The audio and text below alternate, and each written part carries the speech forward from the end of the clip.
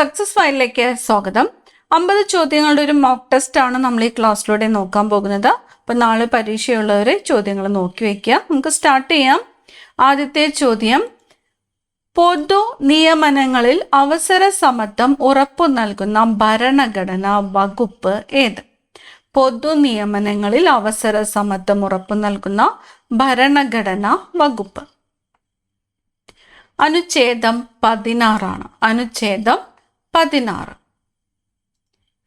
1909 അയ്യങ്കാളി കേരളത്തിലെ ആദ്യത്തെ കർഷക സമരം സംഘടിപ്പിച്ചത് എവിടെയാണ്? 1909 അയ്യങ്കാളി കേരളത്തിലെ ആദ്യത്തെ കർഷക സമരം സംഘടിപ്പിച്ചത് വെങ്ങാനൂരാണ്. ഓപ്ഷൻ ഡി ആണ് ഉത്തരം, വെങ്ങാനൂർ. 1833 ശുചീന്ദ്രം രഥോത്സവത്തിന് അവർണരുമൊത്ത് തേരിന്റെ വടം പിടിച്ച് പ്രതിഷേധിച്ച നവോത്ഥാന നായകൻ ആര്? 1833 ശുചീന്ദ്രം രഥോത്സവത്തിന് അവർണരുമൊത്ത് തേരിന്റെ വടം പിടിച്ച് പ്രതിഷേധിച്ച നവോത്ഥാന നായകൻ വൈകുണ്ഠ സ്വാമികൾ ആണ്. വൈകുണ്ഠ സ്വാമികൾ. എവിടെ നിന്നുള്ള ബ്രിട്ടീഷ് സൈന്യമാണ് ആറ്റിങ്ങൽ കലാപം അടിച്ചമർത്തിയത്? ആറ്റിങ്ങൽ കലാപം അടിച്ചമർത്തിയത് തലശ്ശേരിയിൽ നിന്നുമുള്ള ബ്രിട്ടീഷ് സൈന്യമാണ്. Option D, Thalassery. സ്വാതന്ത്ര്യലബ്ധിക്ക് ശേഷം ഇന്ത്യൻ യൂണിയനിൽ ചേരാൻ വിസമ്മതിച്ച നാട്ടുരാജ്യങ്ങളിൽ ഉൾപ്പെടാത്തത് ഏത്? പഞ്ചാബാണ്. പഞ്ചാബ്. Option B, Punjab. ഉൾപ്പെടാത്തതാണ് ചോദിച്ചിരിക്കുന്നത്. ഉൾപ്പെടാത്തത് പഞ്ചാബ്. മലയാളം ഏത് ഭാഷാ ഗോത്രത്തിൽ പെടുന്നു? മലയാളം ഏത് ഭാഷാ ഗോത്രത്തിൽ പെടുന്നു? ദ്രാവിഡ ഭാഷയാണ്. ദ്രാവിഡ ഭാഷാ ഗോത്രത്തിൽ പെടുന്നതാണ് മലയാളം. നിയമവാഴ്ച എന്ന ആശയം ഇന്ത്യൻ ഭരണഘടന കടമെടുത്തത് ഏത് രാജ്യത്തു നിന്നുമാണ്? നിയമവാഴ്ച. നിയമവാഴ്ച ബ്രിട്ടനിൽ നിന്നുമാണ്. ബ്രിട്ടൻ. ശരീരത്തിലെ ഇരുമ്പിന്റെ ആഗിരണത്തെ ഉത്തേജിപ്പിക്കുന്ന ജീവകം ഏത്? ഇരുമ്പിന്റെ ആഗിരണത്തെ ഉത്തേജിപ്പിക്കുന്ന ജീവകം ജീവകം സി ആണ്. ജീവകം സി. എന്താണ് ഡാൾട്ടനിസം? ഡാൾട്ടനിസം എന്താണ്? നിറങ്ങൾ തിരിച്ചറിയുവാൻ കഴിയാത്ത അവസ്ഥയാണ് ഡാൾട്ടനിസം. നിറങ്ങൾ തിരിച്ചറിയുവാൻ കഴിയാത്ത അവസ്ഥ. രാജ്യസഭയുടെ കാലാവധി എത്രയാണ്? രാജ്യസഭ ഒരു സ്ഥിരം സഭയാണ്. രാജ്യസഭ ഒരു സ്ഥിരം സഭയാണ്.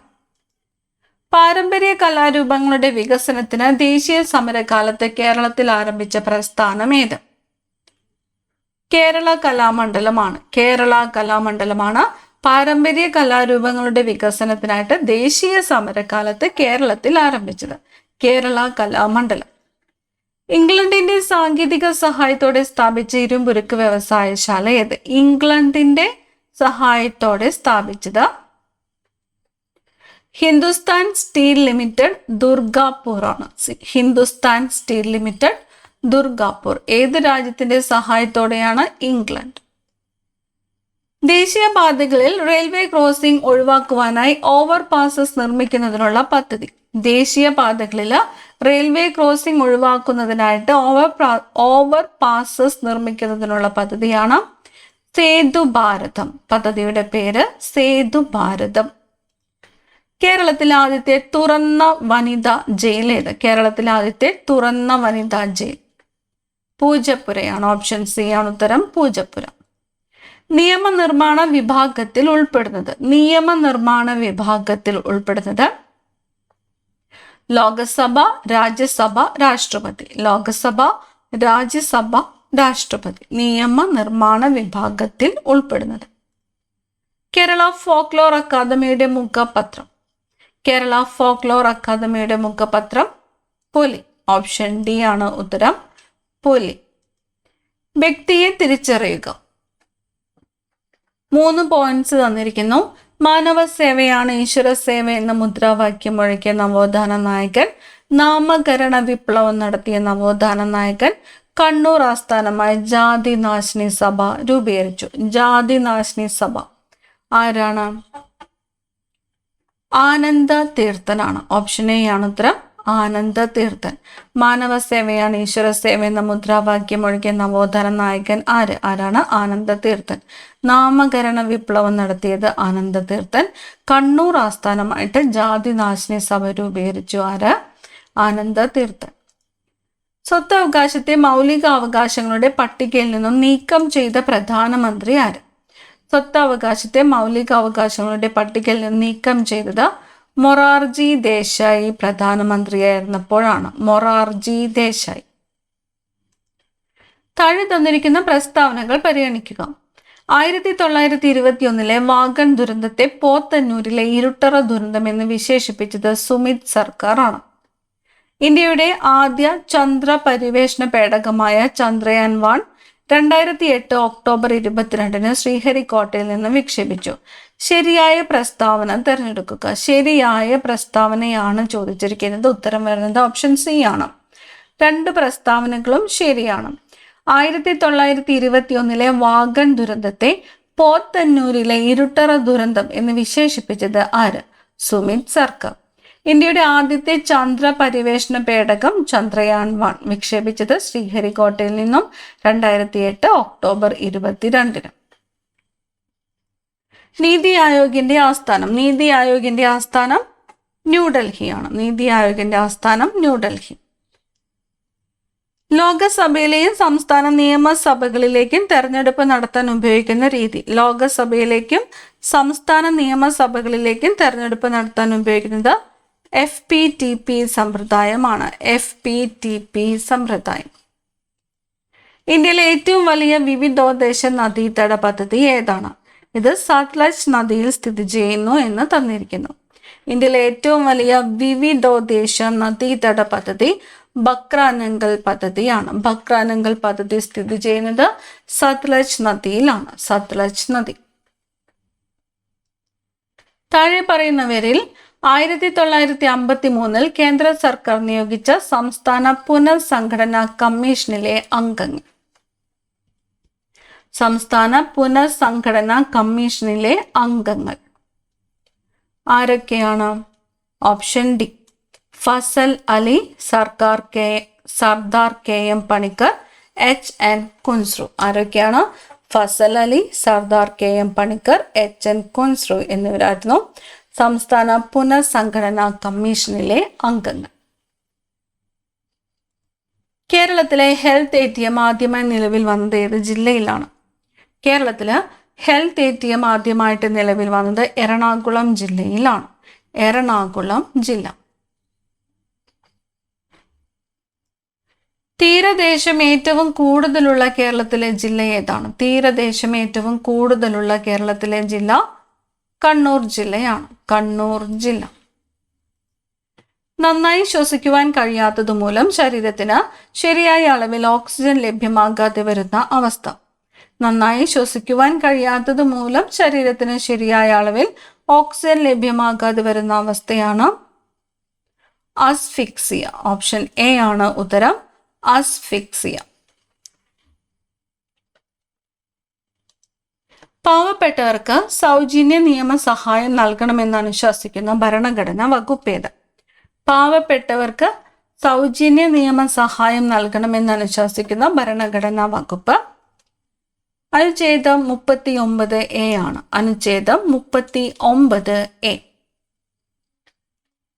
ഇന്ത്യൻ നാഷണൽ കോൺഗ്രസിന്റെ പ്രസിഡന്റായി ഗാന്ധിജിയെ തെരഞ്ഞെടുത്ത സമ്മേളനം ഏത് സമ്മേളനമാണ്? ബെൽഗമാണ്.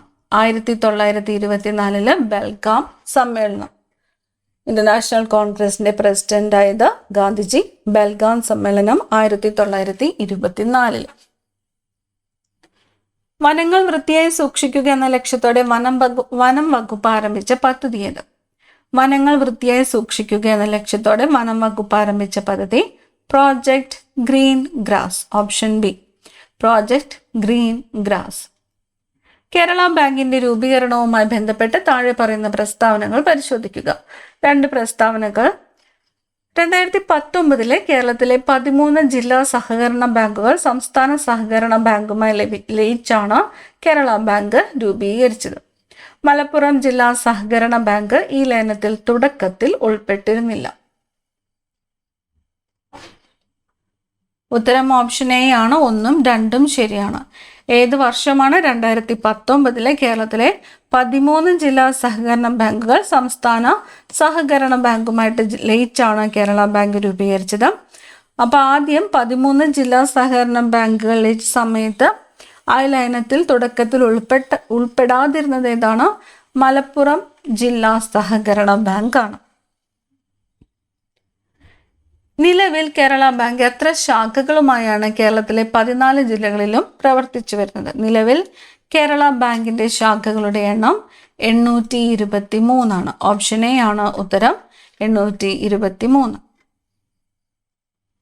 താഴെ പറയുന്നവയിൽ കുടുംബശ്രീ പോലെയുള്ള മൈക്രോ ഫിനാൻസ് സംവിധാനങ്ങൾ വായ്പകൾ നൽകാൻ ഉപയോഗിക്കുന്ന പ്രധാന മാർഗങ്ങൾ ഏതെല്ലാമാണ്? കുടുംബശ്രീ പോലെയുള്ള മൈക്രോ ഫിനാൻസ് സംവിധാനങ്ങൾ വായ്പകൾ നൽകാൻ ഉപയോഗിക്കുന്ന പ്രധാന മാർഗങ്ങൾ തന്നിരിക്കുന്നു. അയൽക്കൂട്ടങ്ങൾ, സ്വയം സഹായ സംഘങ്ങൾ. ഓപ്ഷൻ സി 1ഉം 2ഉം ശരിയാണ്. ഏതൊക്കെയാണ്? അയൽക്കൂട്ടങ്ങൾ, സ്വയം സഹായ സംഘങ്ങൾ. അടുത്ത ചോദ്യം, ഇന്ത്യയിലെ ആദ്യത്തെ PPP പബ്ലിക് പ്രൈവറ്റ് പാർട്ട്ണർഷിപ്പ് മാതൃകയിലുള്ള വിമാനത്താവളം ഏത്? ഇന്ത്യയിലെ ആദ്യത്തെ പബ്ലിക് പ്രൈവറ്റ് പാർട്ട്ണർഷിപ്പ് മാതൃകയിലുള്ള വിമാനത്താവളം കൊച്ചിയാണ്. CR കൊച്ചി. ഉപയോഗിക്കുന്നതിനനുസരിച്ച് അളവ് കുറഞ്ഞു വരുന്ന വിഭവങ്ങളെ പൊതുവെ വിളിക്കുന്ന പേര്. ഉപയോഗിക്കുന്നതിനനുസരിച്ച് അളവ് കുറഞ്ഞു വരുന്ന വിഭവങ്ങളെ പൊതുവെ വിളിക്കുന്ന പേര് പുനഃസ്ഥാപിക്കുവാൻ കഴിയാത്ത വിഭവങ്ങൾ. ഓപ്ഷൻ എ പുനഃസ്ഥാപിക്കുവാൻ കഴിയാത്ത വിഭവങ്ങൾ. മുംബൈ ഹൈ എണ്ണപ്പാടത്തിന്റെ മേൽനോട്ടം വഹിക്കുന്ന സ്ഥാപനം ഏതാണ്? മുംബൈ ഹൈ എണ്ണപ്പാടത്തിന്റെ മേൽനോട്ടം വഹിക്കുന്നത് ONGC ആണ്. ONGC. Option C ONGC. കറുത്ത അയിര് ബ്ലാക്ക് ഓർ എന്നറിയപ്പെടുന്ന ഇരുമ്പയിര് ഏത്? കറുത്ത അയിര് എന്നറിയപ്പെടുന്നത് മാഗ്നറ്റൈറ്റ് ആണ്. കറുത്ത അയിര് എന്നറിയപ്പെടുന്നത് മാഗ്നറ്റൈറ്റ്. ഇന്ത്യയിലെ പൊതുമേഖല ഇരുമ്പുരുക്ക് വ്യവസായശാലകളുടെ നടത്തിപ്പിന് ചുമതലപ്പെട്ട സ്ഥാപനം ഏത്? പൊതുമേഖല ഇരുമ്പുരുക്ക് വ്യവസായശാലകളുടെ നടത്തിപ്പിന് ചുമതലപ്പെട്ടത് സെയിൽ ആണ്. സെയിൽ. ഐക്യരാഷ്ട്രസഭയുടെ സുസ്ഥിര വികസന ലക്ഷ്യങ്ങൾ നേടിയെടുക്കാൻ ലക്ഷ്യമിട്ടിട്ടുള്ള വർഷം 2030 ആണ്. 2030ഓടെയാണ് ഐക്യരാഷ്ട്രസഭയുടെ സുസ്ഥിര വികസന ലക്ഷ്യങ്ങൾ നേടിയെടുക്കാനായിട്ട് ലക്ഷ്യമിട്ടിട്ടുള്ളത്. 2030. ഇന്ത്യയിലെ 5 ജ്യോതിശാസ്ത്ര നിരീക്ഷണ കേന്ദ്രങ്ങളിൽ ഏറ്റവും വലുത് ഏത്? ഇന്ത്യയിലെ 5 ജ്യോതിശാസ്ത്ര നിരീക്ഷണ കേന്ദ്രങ്ങളിൽ ഏറ്റവും വലുത് ജയ്പൂരിലെ ജന്തർ മന്ദിർ ആണ്. ജയ്പൂരിലെ ജന്തർ മന്ദിർ. വിധവകളുടെയും സ്ത്രീകളുടെയും വിദ്യാഭ്യാസത്തിനായി രമാബായി സ്ഥാപിച്ച 2 സ്ഥാപനങ്ങൾ ഏതെല്ലാമാണ്? വിധവകളുടെയും സ്ത്രീകളുടെയും വിദ്യാഭ്യാസത്തിനായി രമാബായി സ്ഥാപിച്ച 2 സ്ഥാപനങ്ങൾ ആര്യ മഹിളാ സമാജ്, ശാരദ സദൻ. ആര്യ മഹിളാ സമാജ്, ശാരദ സദൻ എന്നിവയാണ് വിധവകളുടെയും സ്ത്രീകളുടെയും വിദ്യാഭ്യാസത്തിനായിട്ട് രമാബായി സ്ഥാപിച്ച സ്ഥാപനങ്ങൾ. രാജാറാം മോഹൻ റോയിയെ സംബന്ധിച്ച് ശരിയായ പ്രസ്താവനകൾ ഏതെല്ലാം? സതി നിർത്തലാക്കുന്നതിൽ മുഖ്യ പങ്ക് വഹിച്ചു. സ്ത്രീകൾക്ക് പൈതൃക സ്വത്തിൽ അവകാശമുണ്ടെന്ന് വാദിച്ചു. ബ്രഹ്മസമാജം എന്ന സാമൂഹിക പരിഷ്കരണ പ്രസ്ഥാനം ആരംഭിച്ചു. വിഗ്രഹാരാധനയ്ക്കും ബഹുദൈവ വിശ്വാസത്തിനുമെതിരെ നിലകൊണ്ടു. ഓപ്ഷൻ ഡി ആണ് ഉത്തരം. മുകളിൽ നൽകിയവ എല്ലാം ശരിയാണ്. അപ്പൊ രാജാറാം മോഹൻ റോയിയെ കുറിച്ച് ഈ പ്രസ്താവനകൾ നോക്കി വെക്കുക. ഈ പോയിന്റ്സ് നോക്കുക. സതി നിർത്തലാക്കുന്നതിൽ മുഖ്യ പങ്ക് വഹിച്ചു. സ്ത്രീകൾക്ക് പൈതൃക സ്വത്തിൽ അവകാശമുണ്ടെന്ന് വാദിച്ചു. ബ്രഹ്മസമാജം സ്ഥാപിച്ചു. വിഗ്രഹാരാധനയ്ക്കും ബഹുദൈവ വിശ്വാസത്തിനുമെതിരെ നിലകൊണ്ടു. ഇന്ത്യൻ നാഷണൽ കോൺഗ്രസിനെ സംബന്ധിച്ച് ശരിയായ പ്രസ്താവന ഏത്? ആദ്യ സമ്മേളനം 1885 ഡിസംബർ 28 ബോംബെയിലെ ഗോകുൽദാസ് തേജ്പാൽ സംസ്കൃത കോളേജിൽ വെച്ച് നടന്നു. 1ാം സമ്മേളനത്തിൽ 72 പ്രതിനിധികൾ പങ്കെടുത്തു. WC ബാനർജി ആയിരുന്നു 1ാം സമ്മേളനത്തിന്റെ അധ്യക്ഷൻ. INC അധ്യക്ഷനായ ആദ്യ മലയാളി സർ C ശങ്കരൻ നായർ ആണ്. ശരിയായ പ്രസ്താവനകളാണ് ചോദിച്ചത്. ഓപ്ഷൻ സി ആണ് ഉത്തരം. 1, 2, 3, 4 എന്നിവ 4 പ്രസ്താവനകളും ശരിയാണ്. ഈ പോയിന്റ്സുകളെല്ലാം നോക്കി വയ്ക്കുക. INCയുടെ ആദ്യത്തെ സമ്മേളനം നടന്നത് എവിടെ വെച്ചാണ്? 1885 ഡിസംബർ 28 ബോംബെയിലെ ഗോകുൽദാസ് തേജ്പാൽ സംസ്കൃത കോളേജിൽ വെച്ചാണ്. ഒന്നാമത്തെ സമ്മേളനത്തിൽ പങ്കെടുത്ത പ്രതിനിധികളുടെ എണ്ണം 72 ആണ്. ഒന്നാം സമ്മേളനത്തിന്റെ അധ്യക്ഷനാരായിരുന്നു? WC ബാനർജി. INC അധ്യക്ഷനായ ആദ്യം മലയാളി ആരായിരുന്നു? Sir C Sankaran Nair. അടുത്ത ചോദ്യം, താഴെ പറയുന്നവയിൽ കുളച്ചൽ യുദ്ധവുമായി ബന്ധപ്പെട്ട ശരിയായ പ്രസ്താവന ഏത്? മാർത്താണ്ഡവർമ്മയും ഡച്ചുകാരും തമ്മിലാണ് ഈ യുദ്ധം നടന്നത്. യുദ്ധത്തിൽ ഡച്ചുകാർ വിജയിച്ചു എന്നിവിടെ പറഞ്ഞിരിക്കുന്നു. ഏഷ്യൻ ശക്തിയോട് ഒരു യൂറോപ്യൻ ശക്തി പരാജയപ്പെട്ട ആദ്യ യുദ്ധമാണിത്. ഉത്തരം ഓപ്ഷൻ ബി ആണ്. 1, 3 എന്നിവ ശരിയാണ്. ആരൊക്കെ തമ്മിലാണ് കുളച്ചൽ യുദ്ധം നടന്നത്? മാർത്താണ്ഡവർമ്മയും ഡച്ചുകാരും തമ്മിലാണ്. ഒരു ഏഷ്യൻ ശക്തിയോട് ഒരു യൂറോപ്യൻ ശക്തി പരാജയപ്പെട്ട ആദ്യത്തെ യുദ്ധമാണ്. രണ്ടാമത്തെ പ്രസ്താവന തെറ്റാണ്. ഈ യുദ്ധത്തിൽ ഡച്ചുകാര് പരാജയപ്പെടുകയാണ് ചെയ്തത്. താഴെ പറയുന്നവയിൽ സ്ഥൂല പോഷകങ്ങൾക്ക് മാക്രോ ന്യൂട്രിയൻസിന് ഉദാഹരണം? കാർബോഹൈഡ്രേറ്റ്, വിറ്റാമിനുകൾ, ധാതുക്കൾ, ലവണങ്ങൾ എന്നിവയെല്ലാം മൈക്രോ ന്യൂട്രിയൻസ് ആണ്. മലബാർ കുടിയായ്മ നിയമം ആരുടെ ശുപാർശ പ്രകാരമാണ് നടപ്പിലാക്കിയത്? മലബാർ കുടിയായ്മ നിയമം ലോഗൻ കമ്മീഷന്റെ ശുപാർശ പ്രകാരമാണ്. Logan commission. കേരളത്തിലെ നവോത്ഥാനവുമായി ബന്ധപ്പെട്ട് താഴെ പറയുന്ന പ്രസ്താവനകളിൽ ശരിയായവ ഏവ? ഭ്രാന്താലയം എന്ന് കേരളത്തെ വിശേഷിപ്പിച്ചത് സ്വാമി വിവേകാനന്ദനാണ്. സാധുജന പരിപാലന സംഘം സ്ഥാപിച്ചത് അയ്യങ്കാളിയാണ്. ശ്രീനാരായണ ഗുരു അരുവിപ്പുറത്ത് ശിവപ്രതിഷ്ഠ നടത്തിയത് 1888 ഓപ്ഷൻ ഡി 3 പ്രസ്താവനയും ശരിയാണ്. കേരളത്തെ ഭ്രാന്താലയം എന്ന് വിശേഷിപ്പിച്ചത് സ്വാമി വിവേകാനന്ദൻ. സാധുജന പരിപാലന സംഘം സ്ഥാപിച്ചത് അയ്യങ്കാളി. ശ്രീനാരായണ ഗുരു അരുവിപ്പുറത്ത് ശിവപ്രതിഷ്ഠ നടത്തിയത് 1888 ബാസൽ ഇവാഞ്ചലിക്കൻ മിഷന്റെ പ്രവർത്തന മേഖലയായിരുന്നത്? ബാസൽ ഇവാഞ്ചലിക്കൻ മിഷൻ പ്രവർത്തന മേഖല മലബാർ. താഴെ നൽകിയിരിക്കുന്ന പ്രസ്താവനകളിൽ ശരിയായവ ഏവ? സിന്ധു നദി ഉത്ഭവിക്കുന്നത് മാനസ സരോവർ തടാകത്തിനടുത്തുള്ള ബൊഗർച്ചു ഹിമാനിയിൽ നിന്നാണ്. ഗംഗാ നദി ഉത്ഭവിക്കുന്നത് ഗംഗോത്രി ഹിമാനിയിലെ ഗോമുഖിൽ നിന്നാണ്. ദിബാഗ്, ലോഹിത്, മാനസ് എന്നിവ ബ്രഹ്മപുത്രയുടെ പോഷക നദികളാണ്. ഓപ്ഷൻ ഡി 1, 2, 3 എന്നിവയെല്ലാം ശരിയാണ്. സിന്ധു നദി ഉത്ഭവിക്കുന്നത് മാനസ സരോവർ തടാകത്തിനടുത്തുള്ള ബൊഗർച്ചു ഹിമാനിയിൽ നിന്നാണ്. ശരിയാണ്. ഗംഗാ നദി ഉത്ഭവിക്കുന്നത് ഗംഗോത്രി ഹിമാനിയിലെ ഗോമുഖിൽ നിന്നാണ്. ശരിയാണ്. ബ്രഹ്മപുത്ര നദിയുടെ പോഷക നദികളാണ് ദിബാഗ്, ലോഹിത്, മാനസ് എന്നിവ. താഴെ നൽകിയിരിക്കുന്ന പ്രസ്താവനകൾ ശ്രദ്ധിക്കുക. കേമ്പിൾ ലംജാവോ ദേശീയോദ്യാനം സ്ഥിതി ചെയ്യുന്നത് മണിപ്പൂരിലെ ലോക്തക് തടാകത്തിലാണ്. തണ്ണീർത്തട സംരക്ഷണത്തിനായുള്ള റാംസാർ പട്ടികയിൽ ഉൾപ്പെട്ട സ്ഥലമാണ് ലോക്തക് തടാകം. ശരിയായ ഓപ്ഷൻ തിരഞ്ഞെടുക്കുക. ഓപ്ഷൻ സി പ്രസ്താവന 1, 2 എന്നിവ ശരിയാണ്. കേമ്പിൾ ലംജാവോ ദേശീയോദ്യാനം സ്ഥിതി ചെയ്യുന്നത് മണിപ്പൂരിലെ ലോക്തക് തടാകത്തിലാണ്. ശരിയാണ്. തണ്ണീർത്തട സംരക്ഷണത്തിനായുള്ള റാംസാർ പട്ടികയിൽ ഉൾപ്പെട്ട സ്ഥലമാണ് ലോക്തക് തടാകം. ശരിയാണ്. അവസാനത്തെ ചോദ്യം, താഴെ പറയുന്നവയിൽ മഴനിഴൽ പ്രദേശം എന്നതുകൊണ്ട് അർത്ഥമാക്കുന്നത്? ഓപ്ഷൻ സി ആണ്. പർവ്വതത്തിന്റെ കാറ്റ് വീശുന്ന ദിശയ്ക്ക് എതിർവശമുള്ള മഴ കുറഞ്ഞ പ്രദേശം. മഴ നിഴൽ പ്രദേശം. പർവ്വതത്തിന്റെ കാറ്റ് വീശുന്ന ദിശയ്ക്ക് എതിർവശത്തുള്ള മഴ കുറഞ്ഞ പ്രദേശം. അടുത്ത ക്ലാസ്സിൽ കാണാം. Thank you.